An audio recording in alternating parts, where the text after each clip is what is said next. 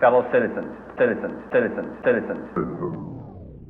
The world is very different now.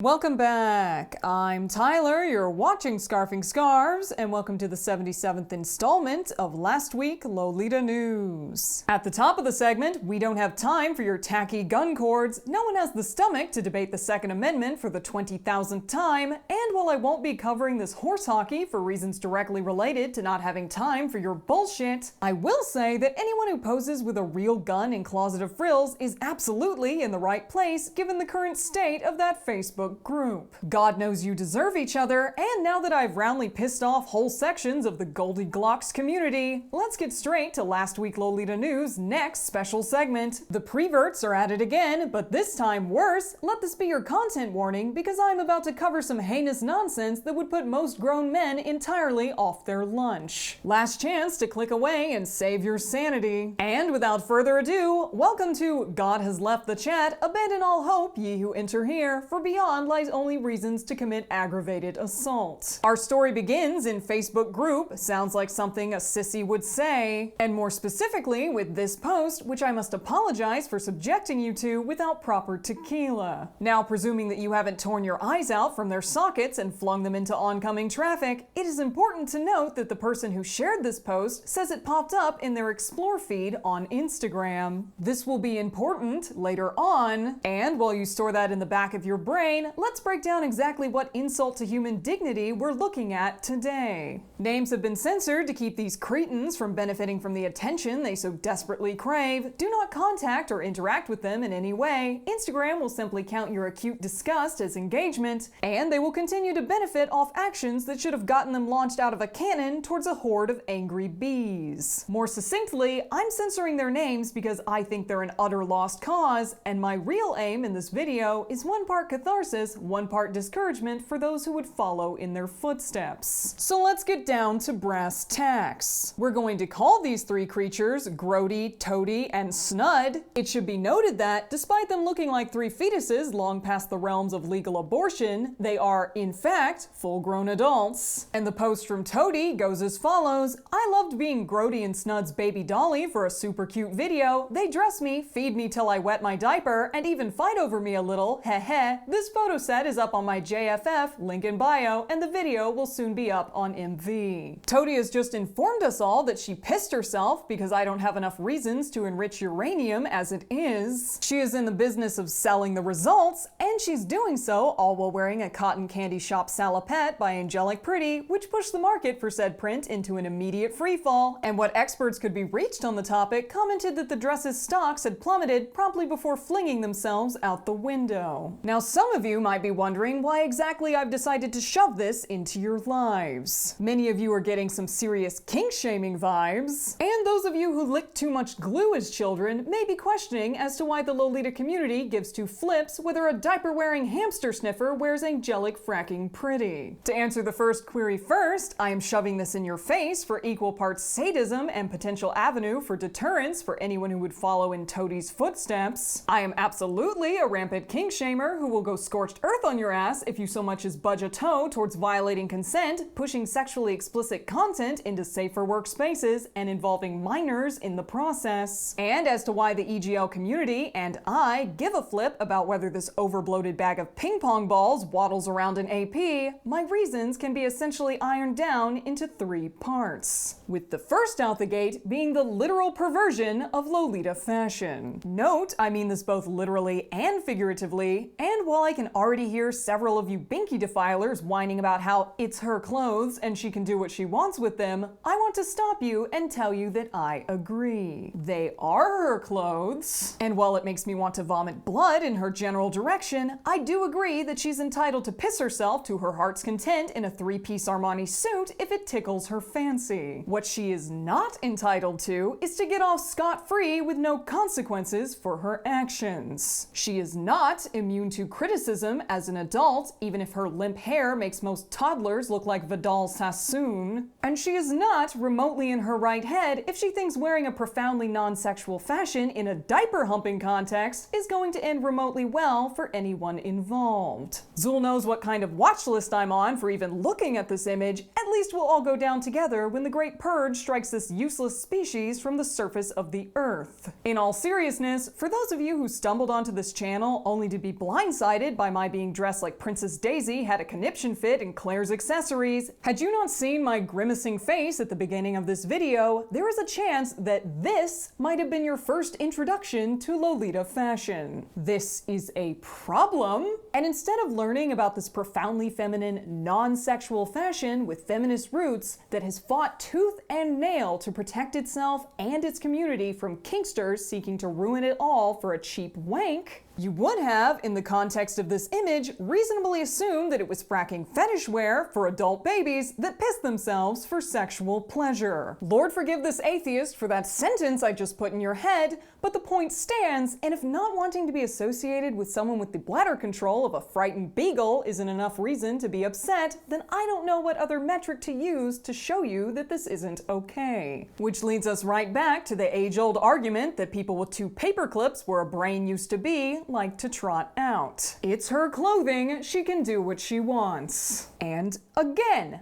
I'd agree with you. She can do what she wants, but she can also live with the fact that with a whole smorgasbord of actual fetish gear made for sexual purposes at her disposal, she has decided to incorporate the image of a community that has struggled time and again not to be misconstrued as some fracking kink. Because while it might make that chewed wad of gum you call a skull ache just a little less for not having to think, the truth is that Lolita fashion as a whole is still alternative enough that if this image of degeneracy was your first impression of it, it would, in the context she presents it, be seen as sex clothes in your mind. Some might go on to presume that the next actual Lolita they saw on the internet or in the wild was engaging in sexual roleplay, and it would stand a good chance that they and others like them might then contact said Lolita or Lolita community under the impression that they would interact with them in a kink context. Now, would they be dead wrong, immediately blocked, and torn to shreds in any comment section made about having to deal with their ass? Yes. Does that erase the sickly grime coating the psyche of whatever poor soul had to read their message before drenching themselves in gasoline? No. And while I've ran this point into the ground, I would like to ask that, for just a moment, you picture the same process, except instead of an adult, it's a minor having to field the come-ons of some horny age play enthusiast convinced that they're dressed that way because they're out looking for a daddy. Those who just threw up a little can be excused. And to close this section, while it may get Toadie's rocks off to play the role of a child, in reality, the result of her actions furthers the risk of real children being contacted by adults who will be seeking to engage with them in a sexual context. It shouldn't surprise you at this point that this type of behavior from the adult baby and DDLG community is fracking commonplace. This is but the tip of the iceberg to its history of abuse and misappropriation against the EGL community. And when their members aren't stealing Lolita's pictures to write disgusting kink stories on, interacting with our content in depraved contexts, or trying to join our communities under the impression that they will gain access to a bevy of sexual roleplay partners, creeping on the minors within our ranks, and generally acting like entitled children spoiling to be culled by a fracking meat cleaver, they are pulling shit like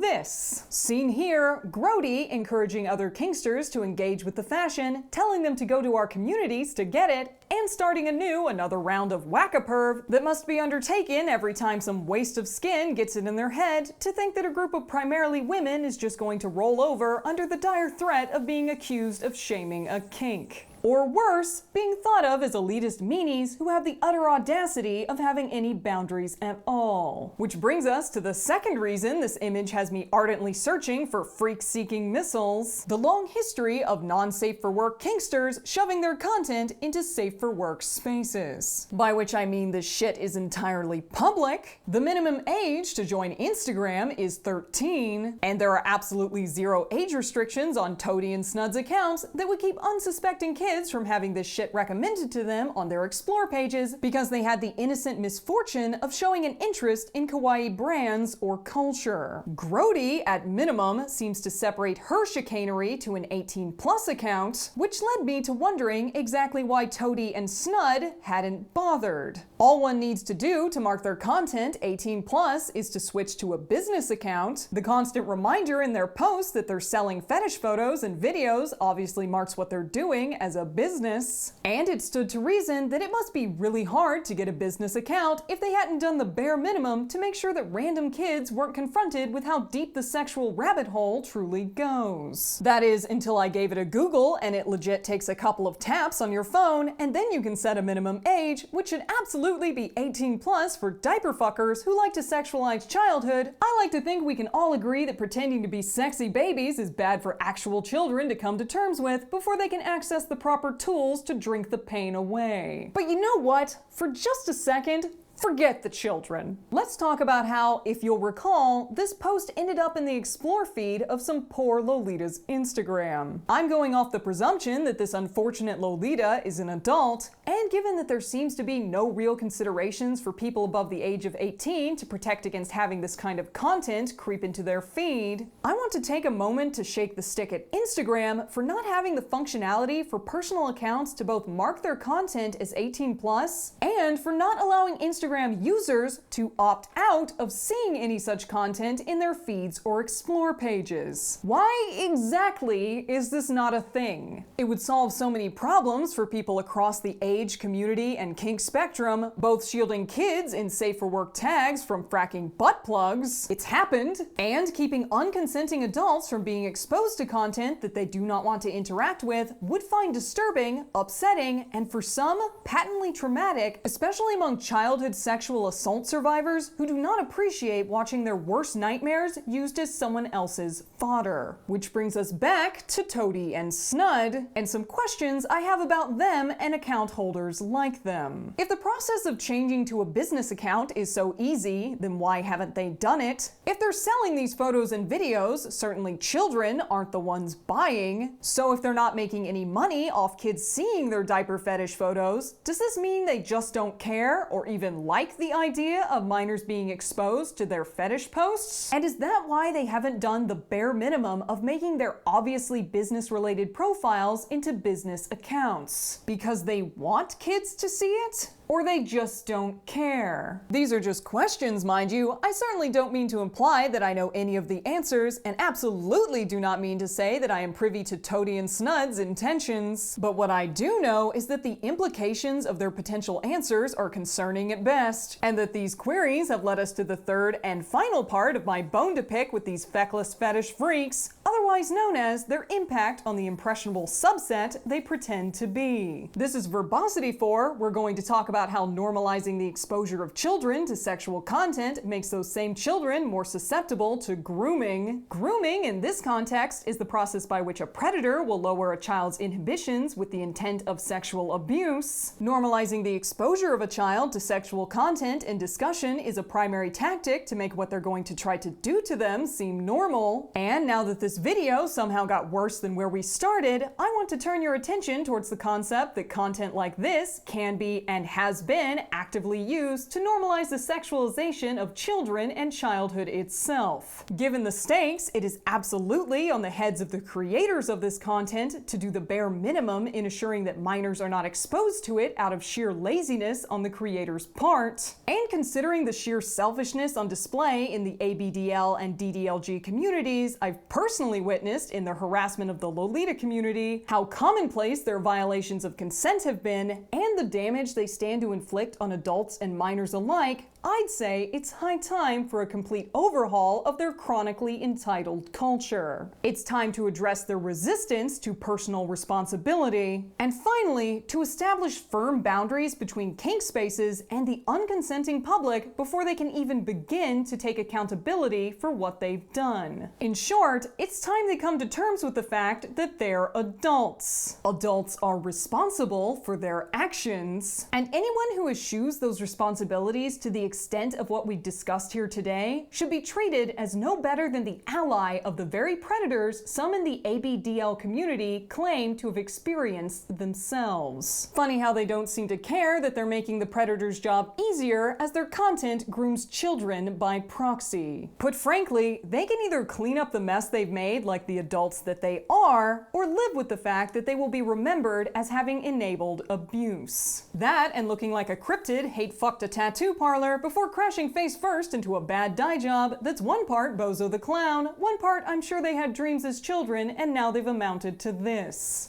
All that said, and before I let you go rummage through your will to live for something with a pulse, because I know how these people work, I want to put out there that I am not anti-sex worker. I am not anti-BDSM, and I could give two fucks if these cross-eyed degenerates get their rocks off to pull-ups in the privacy of whatever truck stop bathroom will have them. Criticizing the actions of a community is not the same as advocating for their annihilation, and while I don't think the whiny kinksters watching this have the mental fortitude to contend with such a complex notion, I do want the sane among you to know that I am not actually building a rocket to launch you into the sun. Would I lift a finger if the entire concept of ABDL was strapped to a stick of dynamite and launched into a dying star? No. Does that make my criticism of their tremendously predator-enabling actions any less valid? Also no, maybe do the bare minimum of keeping your kink shit out of non-kink spaces like the rest of the BDSM community manages to do every single day to apparently great success. You don't see the foot fetishists out here trying to join Lolita communities in droves, now do you? The kink community needs to realize that getting peed on does not make you a protected class. Neither minors nor the Lolita community owe you a shred of ground when it comes to protecting our members. And anyone who disagrees can cry about kink shaming to someone not measuring the exact trajectory it would take to catapult one of you into a wood chipper. Because that's all the time we have for tonight. This has been Tyler. You've been watching Scarfing Scarves. And before you leave to wander the waste where your soul used to be, I'd like to thank my patrons for making content like this possible. My deepest apologies for the very same. And should you like to join their number, you can head over to patreon.com/lastweeklolitanews. An action you will summarily regret 5 seconds after initiation. Thanks again, guys, and I'll catch you next time.